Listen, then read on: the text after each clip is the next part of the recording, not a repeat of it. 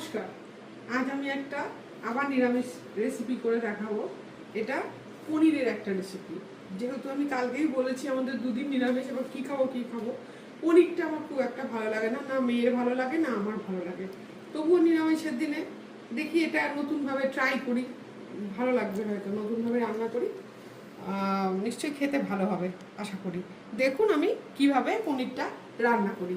আসলে আমি গ্যাসে চাপিয়ে নিয়েছি। এবার আমি এর ভিতরে একটু সাদা তেল দেবো। পনিরগুলো খুব একটা ভাজবো না, হালকা একটু ফ্রাই করে নেব। বাটার দেওয়া যায় বা ঘি দেওয়া যায়, আর সাদা তেল দিয়ে করা যায়। আচ্ছা, আমি অল্প করে সাদা তেল দিয়ে নেব। এর ভিতরে অল্প আমি ঘি দেব। আমি ঘি দিয়ে নেব। আমি সাদা তেল আর ঘি দিয়ে নিয়েছি। এবার পনিরগুলো আস্তে আস্তে ছেড়ে দেবো। খুব একটা বেশি ভাজবো না, অল্প দু পিঠ নাড়াচাড়া করেই নামিয়ে নেবো পনিরগুলো। সাদা সাদা টাইপের তরকারিটা দেখতে হবে, ঠিক সাদাও না, যদি টমেটো থাকবে, কিন্তু পনিরটা সাদা সাদা হয়ে থাকবে, সেইভাবে ভাজবো আমরা। একটু লালচে হয়ে আসবে, বেশি ভাজবো না। পনির যেরকম আমরা ভেজে রান্না করি ওরকম না, অল্প অল্প রং ধরে আসবে, ঠিক এইরকম। তখনই এগুলোকে আমরা একটা জায়গায় তুলে নেব।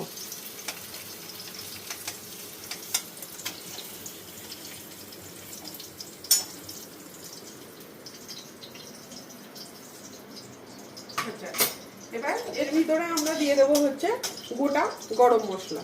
এই যে এলাচ, যেহেতু পনিরের পরিমাণটা কম, আপনাদের পরিমাণ অনুযায়ী এলাচটা দেবেন।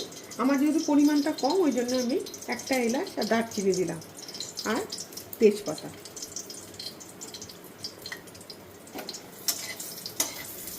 এটা আস্তে আস্তে একটুখানি হবে।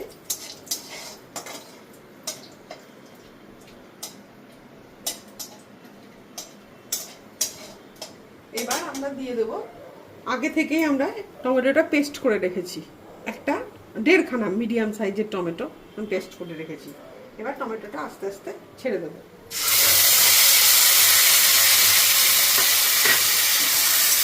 এবার এটাকে খুব ভালো করে কষাতে হবে টমেটোটাকে, যতক্ষণ কাঁচা না গন্ধটা চলে যায়। টমেটোর একটা, কাঁচা সবজির একটা গন্ধ থাকে, তো এই টমেটোর একটা গন্ধ থাকে।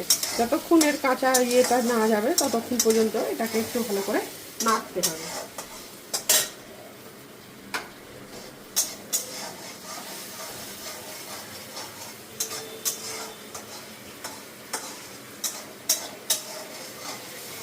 এর থেকে কাজু বাদাম, পোস্ত আর কাঁচা লঙ্কা বেটে